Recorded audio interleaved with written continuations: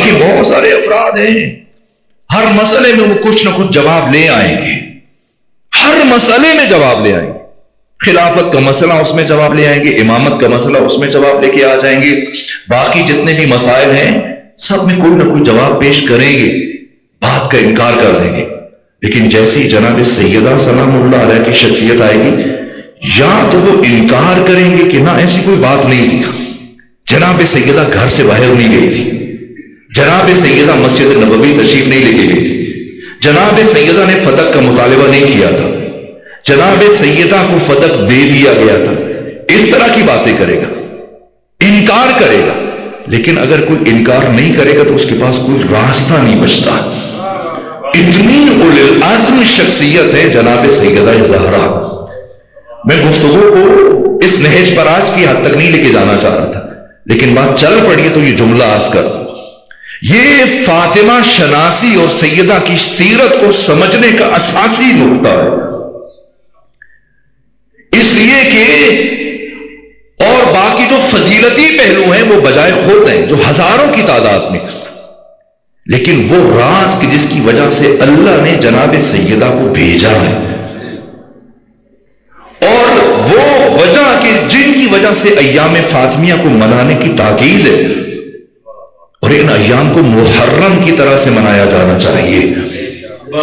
کیوں؟ اس لیے کہ محرم نہضت فاطمی کا تسلسل ہے، سبحان اللہ۔ محرم کچھ الگ سے نہیں ہے، وہ تحریک جسے سیدہ زہرا نے شروع کیا اسے حسین اور زینب بنت علی نے پائے تکمیل تک پہنچا۔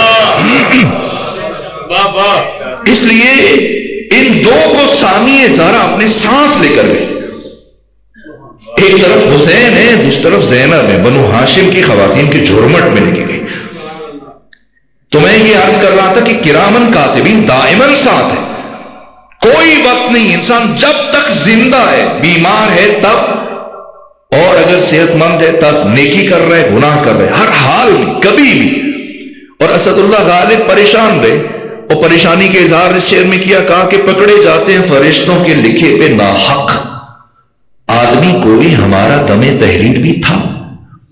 کہا کہ جو یہ دونوں دیکھتے ہیں لکھ لیتے ہیں جھٹ سے اور محفوظ کر لیتے ہیں، کاش کوئی آدمی ہوتا وہ ہمارا اعمال نامہ مرتب کرتا، ہماری طرح اس کو بھی نیند آتی، وہ بھی تھکتا، وہ بھی وہ رعایت کرتا۔ یہ تو مسلسل ہمہ وقت 24 گھنٹے چوکنا، جو بھی دیکھتے ہیں اسی لمحے محفوظ کر رہے ہیں، ضبط کر رہے ہیں۔ چھوٹی سے چھوٹی قیامت کے دن قرآن مجید فرماتا ہے کہ ہم نے انسان کا نامہ اعمال جب اس کی گردن میں آویزن کریں گے، اور خدا فرمائے گا اقرا کتابک، خود پڑھو اپنا اعمال نامہ، خود پڑھو، کفا بنفسک حسیبا، آج تمہارا محاسبہ کرنے کے لیے اور محاکمہ کرنے کے لیے تو خود تو کافی ہے، کسی اور کی ضرورت نہیں ہے۔ اور انسان قرآن فرماتا ہے جیسے ہی اپنا نامہ اعمال اٹھائے گا چلائے گا، پروردگار یہ کیسی کتاب ہے جس میں نہ تو نے کوئی چھوٹی بات چھوڑی ہے نہ کوئی بڑی بات چھوڑی ہے، اور دوڑے گا یوم یفر المرء من ابیہ و امہ و اخیہ و صاحبتہ و بنیہ، باپ سے بھاگے گا، ماں سے بھاگے گا، بیوی سے، بچوں سے، کوئی پناہ نہیں ملے گی میدان محشر میں، چلائے گا پروردگار کیا ہے کہ کچھ ایک بات کو نظر انداز نہیں کیا۔ دائماً انسان کرامن کاتبین کے ہمراہ ہے جب تک کہ اس کی آخری سانس کی تار نہیں ٹوٹ جاتی۔ اب مر گئے، اب تو جان چھوٹ گئی ہے، کرامن کاتبین چلے گئے، اور اب آپ نے قبر میں اتار دیا اور قبر میں لکھ دیا آخری آرام گاہ، لیکن نہ، ڈیوٹی بدل گئی۔ چین سے سو رہا تھا میں، کس نے مجھے اٹھا دیا، یہاں بھی ستانے آ گئے، کس نے پتہ بتا دیا۔ پتہ بتانے والے نے بتایا، کسی نے کہا مجھے پرانا کفن دے کے دفن کرنا پرانے کفن میں، تاکہ جب فرشتے آئے تو سمجھے پرانا مردہ ہے تو چلے جائے۔ ایسی بات نہیں ہے، وہ جس نے بھیجنا ہے وہ بھیجے گا۔ جیسی قبر میں منتقل ہو فوراً سے فرشتے، جب تک زندہ تھا کرامن کاتبین، جیسے ہی مرا منکر و نکیر قبر میں آئے، اور قبر میں ساتھ ہے، اٹھے گا تو خود اور قرآن فرماتا ہے فرشتے اٹھائیں گے اور اس کو میدان محشر کی طرف لے کے جائیں گے. پولیس صراط پہ کون کھڑا ہے؟ فرشتے. میدان محشر میں چپے چپے پہ کون کھڑا ہے؟ جس طرح سے عدالت میں لے کے آتے ہیں مجرموں کو یا ملزم کو کہ ابھی اس پر جرم ثابت نہیں ہوتا تو ہتھکڑی پہنائی ہوتی ہے، ساتھ ساتھ لے کے چل رہے ہوتے ہیں. قیامت کے دن مجرمین کو فرشتے اسی طرح سے پکڑ کے ساتھ ساتھ لے کے چل رہے ہوں گے. محشر میں فرشتے، جنت اور جہنم کے دروازوں پر فرشتے، جنت اور جہنم کے اندر، اب اس لفظ اندر پہ کوئی پریشان نہ ہو جائے، اندر بھی فرشتے، اس لیے کہ یہ نار ناریوں کے لیے، نوریوں کو کچھ نہیں کہتی ہے. وہاں ان کی ڈیوٹیاں یہ قرآن بیان کر رہے ہیں. جہنم کی جتنے بھی انتظامات ہیں سب فرشتوں نے کنٹرول کر رکھے، اور ان کے جو رئیس ہیں ان کا نام جناب مالک ہے. اور جنت کے فرشتوں کے جو سردار ہیں قرآن نے نام بیان کیا ان کا نام رضوان ہے. سب فرشتے دنیا میں، قبر میں، برزخ میں، آخرت میں، معاشر میں، جنت و جہنم کے دروازوں پر، ہر مقام پر فرشتے. اب مجھے ڈھونڈ کر بتائیے کوئی ایسا مقام ہے جس میں کوئی فرشتے نہ ہو؟ ہر مقام پر فرشتے. لیکن مجھے جار اللہ زمخشری کی بات یاد آ رہی جو انہوں نے سورہ دہر کے لیے کہی. اب میں ایک جملہ عرض کر رہا ہوں، دنیا میں، قبر میں، برزخ میں، آخرت، ہر مقام پر فرشتے. ایک مقام ایسا ہے جہاں پر آپ کو کوئی فرشتہ نظر نہیں آئے گا، اور اس مقام کا نام ہے حوض کوثر. جب اللہ نے جنت میں فرشتوں کو مامور کیا ہے ہر مقام پر، تو حوض کوثر پہ بھی فرشتوں کو کھڑا کر دے خدا اور وہ جام کوثر پیش کرتے جائیں. لیکن نہ، کون ہے حوض کوثر پر؟ محمد مصطفیٰ. علی ہے، حسن ہے، حسین ہے. کیوں کوئی فرشتہ نہیں؟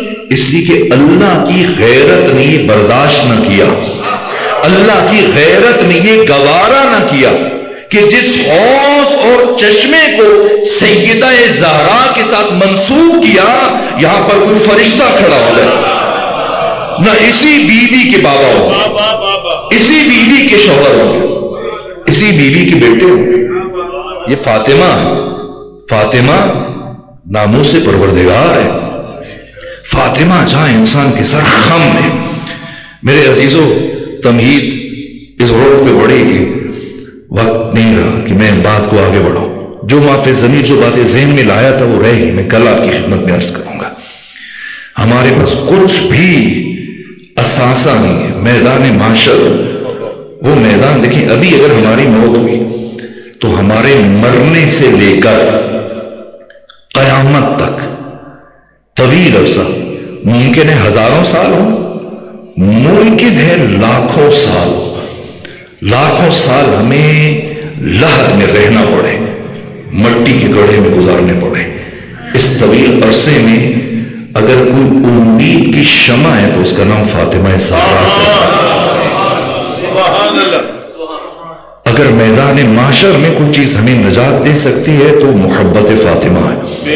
یہ امام شیشب نے فرمایا کہ جناب سیدہ زہرا کی محبت 100 مقام پر انسان کی نصرت کرے گی، اور ان میں سے ایک مقام اسی طرح سے بتاتے چلے گئے قبر ہے، پھر جہنم، جہنم کی آگ.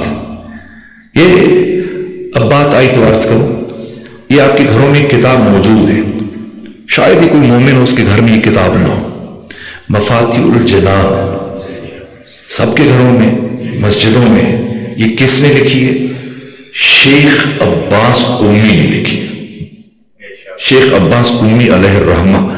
ایسی کتاب کہ آپ ایران چلے جائیں، عراق چلے جائیں، خراسان، شام، جہاں جائیں آپ کو ہر معصوم کے حرم میں، ہر مقام پر، ہر گھر میں یہ کتاب ملے گی. یہ شیخ عباس قمی، ان کی ایک اور کتاب ہے جو انہوں نے جناب سیدہ کا مقتل لکھا ہے، اور اس کتاب کا نام ہے بیت الاحزان. اور اس کتاب کو کیوں تحریر کیا؟ مقدمے میں اس کی وجہ بیان کی. اپنی کتاب کے آغاز میں وجہ بیان کی کہ کیوں میں یہ کتاب لکھی ہے. اور بڑی شخصیات ہیں، جناب آیت اللہ قزوینی، انہوں نے کتاب لکھی فاطمہ الزہرا من المہد الی اللحد. اور وصیت فرمائی کہ اس کتاب کو میرے ساتھ کفن کے اندر دفن کیا جائے ساتھ. اور ایک طویل عرصے کے بعد جب کہ توسیع ہونا تھا، سڑک کے راستے کی توسیع ہونی تھی، تو اب ان کی قبر ایسے مقام پر تھی کہ اس کو آپ کی میت کو منتقل کرنا ضروری تھا. اور جب یہ آن دی ریکارڈ ہے، یہ آپ دیکھیں تو میڈیا پر یہ موجود ہوگی ویڈیو، کہ جب اتنے طویل عرصے کے بعد آیت اللہ قزوینی کے جسد کو قبر سے باہر نکالا گیا تو آپ کا کفن بھی میلا نہیں تھا. اور اسی طرح سے چہرے کی جو داڑھی ہے اس میں اسی طرح سے کنگھی ہوئی ہے، بالکل بالوں میں خس و خاشاک بھی نہیں. یہ سیدہ کی محبت کا اثر ہے، اس لیے خواہش کی اس کتاب کو. اور جناب شیخ عباس قمی سکت الاسلام صاحب مفاتیح الجنان بیت الاحزان لکھی، وجہ بیان کی کہ میں نے یہ کیوں کتاب لکھی. کہا کہ ایک سفر میں ایک قریے سے گزر رہا تھا اور میں نے گھر سے کچھ پھل اور چیزیں رکھی تھی، لیکن میرے پاس کوئی کار کوئی چھری نہیں تھی. تو میں نے چاہا کہ چلے میں راستے سے لے لوں گا. تو ایک قریے سے جب میرا گزر ہوا تو میں نے پوچھا کہ کہیں سے مجھے چھریاں چاقو کی دکان مل جائے. تو مجھے بتایا گیا کہ وہ قریب میں ایک لوہار کی دکان ہے، وہ اچھے اوزار بناتا ہے. میں وہاں چلا گیا اور جب میں گیا تو بیٹھ گیا، اور جب میں پہنچا تو اب وہ بھٹی چل رہی تھی. وہ بھٹی میں آگ روشن تھی اور اس کا وہ چرخا سا چل رہا تھا. لیکن مجھے دیکھ کر تعجب ہوا جب میری نگاہ پڑی کہ وہ لوہار جب اس آگ کی بھٹی میں لوہا گرم ہونے کے بعد سرخ ہو جاتا ہے تو وہ اس لوہے کو پکڑتا ہے، سرخ لوہے کو، نہ اوزار سے نہ کسی گیلے کپڑے سے نہیں، اسی طرح ہاتھ آگ میں لے کے جاتا ہے اور اس لوہے کو پکڑتا ہے. وہ پکڑ کے اسے کوٹنا شروع کر دیتا ہے، موڑنا شروع کر دیتا ہے. مجھے تعجب ہوا، ہل کے رہ گیا، یہ کیسے ممکن ہے کہ آگ اسے نہ جلائے؟ یہ لوہا جو سرخ ہو چکا ہے اور نہ اس کے ہاتھ پہ کچھ چھالا پڑ رہا ہے، معمولی تکلیف نہیں. تو میں نے کہا اوزار لینے کے لیے آیا تھا لیکن اس چیز کو دیکھ کر ہل گیا. بتاؤ یہ کیسے ممکن ہوا کہ تو اتنے گرم سرخ لوہے کو پکڑتے ہو اور تم پہ کوئی اثر نہیں کرتا؟ کہ شیخ جانے دو، جس مقصد کے لیے آئے ہو وہ پورا کرو اور یہاں سے جاؤ. اگر کوئی چھری چاقو چاہیے تو بتاؤ، لو جاؤ.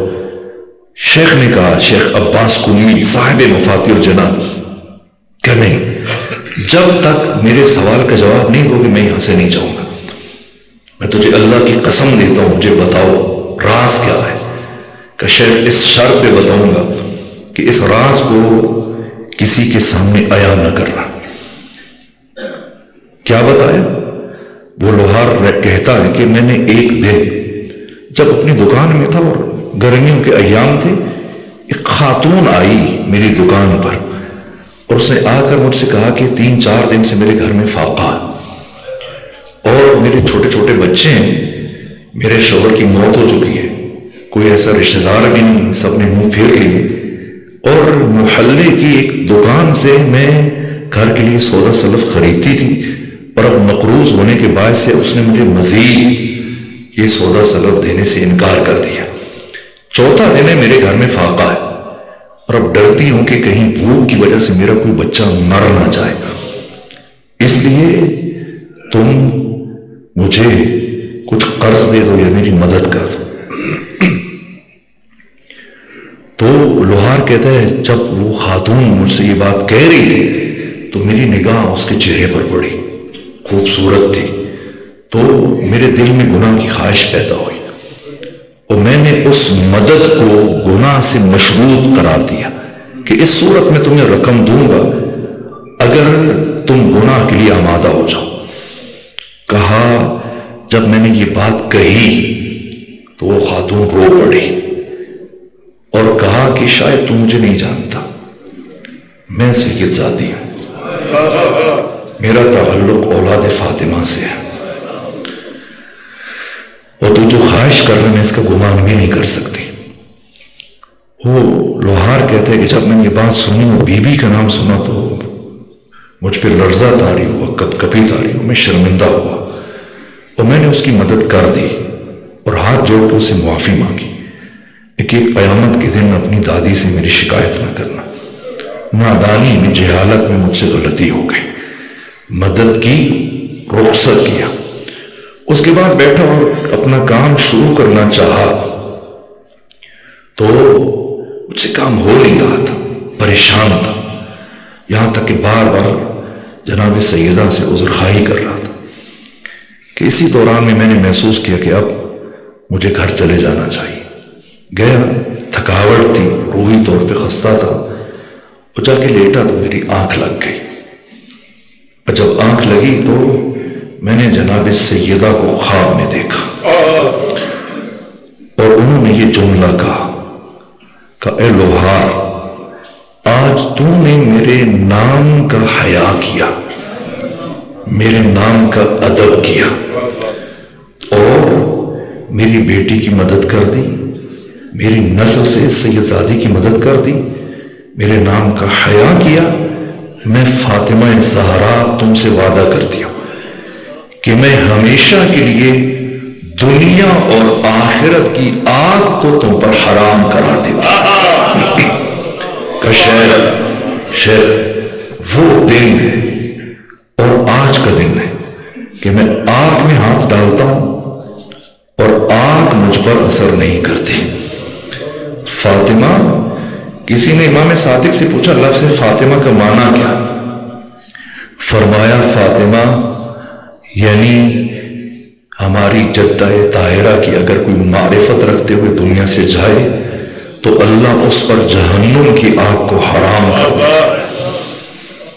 اور پیغمبر نے یہ فرمایا۔ امام موسیٰ کاظم روایت فرماتے ہیں کہ جب پیغمبر گرامی اسلام کی زندگی کے کچھ دن باقی رہ گئے اپنی بیماری کے دنوں میں، جمعرات کو بیماری شروع ہوئی، پیر کو رحلت ہوئی، ان 4 دنوں میں سے ایک دن پیغمبر گھر سے اٹھے مشکل سے چلتے ہوئے، اپنے بعض اصحاب کو ہمراہ لیا اور آ کر جناب سیدہ کے گھر کے باہر کھڑے ہوئے اور اپنے اصحاب سے فرمایا کہ باقیوں تک بھی میرا پیغام پہنچا دینا اور تم بھی اس بات کو یاد رکھنا، اس گھر میں علی رہتے، اس گھر میں فاطمہ رہتی، اس گھر میں حسن رہتے، اس گھر میں حسین رہتا۔ علی راز خدا، حسن راز خدا، حسین راز خدا، فاطمہ راز خدا۔ اور جس گھر میں اور جس چار دیواری میں اللہ کے یہ راز رہتے ہیں وہ گھر حجاب خدا ہے۔ سبحان اللہ۔ اور اے میرے اصحاب یاد رکھنا، کبھی حجاب خدا کی حرمت کو شکستہ نہ کرنا۔ یہاں تک پہنچے امام موسیٰ کاظم، پھر زار زار گریہ کرنا شروع کیا اور پھر اپنے سر اور زانوں پر ہاتھوں سے مارنا شروع کیا اور کہا اللہ کی قسم حجاب خدا کو شکستہ کر دیا گیا۔ اتنا کہ پیغمبر کی رحلت کے دوسرے تیسرے دن کیا ہوا، کیا بیان کروں، کیا مرحلہ ہے، کیا قیامت ہے۔ اگر صرف اس حد تک ہوتا کہ کچھ افراد آ کر جناب سیدہ کے دروازے پر آواز بلند کر رہے ہیں، تب بھی اتنا بڑا درد تھا کہ ایک غیور اور باضمیر انسان قیامت تک گریہ کرتا رہتا، قیامت تک آنسو بہاتا رہتا۔ اگر بی بی کے دروازے پر کوئی گستاخ آواز بلند کرے، لیکن نہ بات کہاں تک پہنچی، یہاں تک پہنچی کبھی کبھی میں بعض شہروں میں اور علاقوں میں جب جاتا ہوں، بی بی کے مصائب بہرحال ذاکرین خطبہ علماء پڑھتے ہیں اور پردے میں پڑھتے ہیں، لیکن میں بعض چیزوں بعض حقائق کو منتقل کرنے کے لیے بعض چیزوں کو روایت کو اسی طرح سے پڑھ دیتا ہوں۔ جب پڑھتا ہوں تو وہ گریہ کرنا چھوڑ دیتے ہیں اور حیران ہو کر دیکھنا شروع کر دیتے ہیں اور سوچنا شروع کر دیتے ہیں کہ ایسا بھی ہوا ہوگا، ہاں ایسا ہوا ہے۔ یہی شیخ عباس قمی صاحب مفاتیح الجنان بیت الاحزان میں جو روایت لکھی ہے، میں اس کو بھی پردے میں پڑھتا ہوں۔ وہ جو روایت انہوں نے مکمل تحریر کیا ہے شاید میں بیان نہ کر سکوں، وہ شاید آج تک بیان نہیں کی، اشارہ کر کے کہیں کسی مرحلے پر جب گریے کی آوازیں بلند ہوتی ہیں تو میں بات روک دیتا ہوں۔ کچھ افراد 300 افراد قبیلے بنو اسلم سے آئے، گھوڑوں پر سوار ہیں، ہاتھوں میں تلواریں ہیں۔ کیفیت یہ ہے کہ بی بی کی گلی میں، بنو ہاشم کی گلی میں کان پڑی آواز سنائی نہیں دے رہی تھی، ایک غوغا ہے، شور ہے، اور آوازیں بلند ہو رہی ہیں۔ قبیلے بنو اسلم کے 300 افراد برابر کہہ رہے ہیں کہ ہم نبوت اور خلافت کو ایک گھر میں جمع نہیں ہونے دیں گے۔ اور یہ کیسے ہوا، اس کے بھی علل و اسباب ہیں، یہ تاریخی حقائق ہیں۔ اور ان کے علاوہ جو افراد حزب حاکم کی طرف سے آئے جناب سیدہ کے گھر کی طرف، ان کی تعداد 50 ہے۔ کیسے آئے؟ تلواریں اٹھائے ہوئے، لکڑیاں اٹھائے ہوئے، اور برابر لکڑیاں لائی گئی۔ اتنی لکڑیاں اکٹھی کی گئیں کہ شیخ عباس قمی لکھتے ہیں کہ اس سہنے کے بعد جو لکڑیاں بچ گئیں، اہل مدینہ کئی دن ان لکڑیوں پر کھانا بناتے رہے، یہاں تک کہ پیغمبر کی رحلت کے ایک صحابی روایت کرتے ہیں، میں آقا کی رحلت کے موقع پر مدینہ میں موجود نہیں تھا، اور جب میں آیا تو مجھے اطلاع مل گئی کہ پیغمبر کی وفات ہو چکی ہے، اور میری کوشش تھی کہ میں جلدی پہنچوں اس بڑی مصیبت پر اہل بیت کو جا کے پرسہ پیش کروں۔ لیکن جب میں مدینے میں داخل ہوا اور بنو ہاشم کے گھروں کی طرف بڑھ رہا تھا تو میں نے دور سے دھواں اٹھتے ہوئے محسوس ہوا، تو میں یہ سوچنے لگ گیا کہ پیغمبر ہمیں سمجھایا کرتے تھے کہ اگر کسی گھر میں کوئی فرد مر جائے تو اس گھر میں 3 دن تک کھانا نہیں بننا چاہیے، اور باقی اس کے عزیز اور ہمسائے اپنے گھروں میں کھانا بنا کر ان کے ہاں پہنچائیں، ان کے مہمانوں کے لیے کھانا لے کر آئیں۔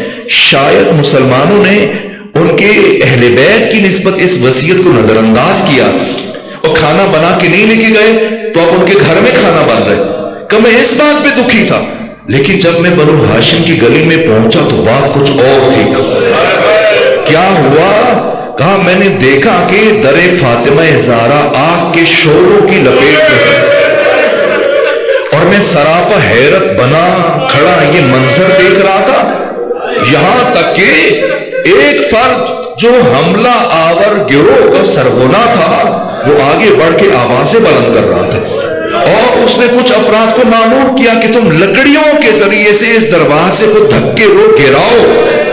خود بھی آگے بڑھ کر دھکے دینے لگا، یہاں تک کہ دروازہ گرا۔ تلگن کے غیور مومنوں، دلوں پر ہاتھ رکھ کے بتاؤ کیا وہ دروازہ زمین پر گرا تھا؟ کاش زمین پر گر گیا ہوتا، لیکن امام زمانہ فرماتے میں اس لمحے کو کبھی نہیں بھلا سکتا جب میری دادی فاطمہ زہرا جلتے ہوئے دروازے اور دیوار کے درمیان تھی۔ اللہ لعنت اللہ